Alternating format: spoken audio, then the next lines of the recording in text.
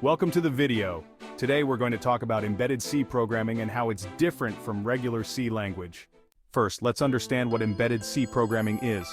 Embedded C is a special type of programming language that's based on the regular C language. It uses the same basic syntax, which means that if you know C, you're already familiar with embedded C.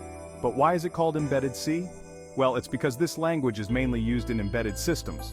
These are systems where the software is designed to operate within a specific hardware setup, like in your microwave, washing machine, or even a car's control system.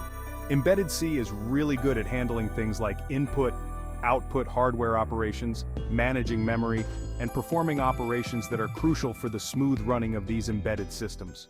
Now let's look at how embedded C is different from regular C language. Firstly, regular C is usually used for what we call native development. This means it's great for creating software that runs directly on your computer or laptop. On the other hand, embedded C is used for cross-development. This means you write the code on one system, like your computer, but it runs on another system, like the embedded hardware in a microwave. Secondly, C language is independent of hardware.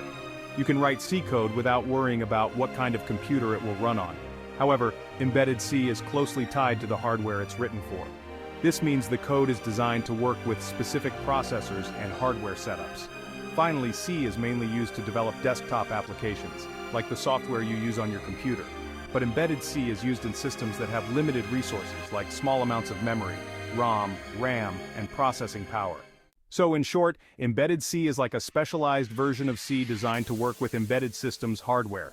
It's crucial for developing the software that makes our everyday devices work smoothly. Thanks for watching. If you found this video helpful, don't forget to like, share, and subscribe for more tech content.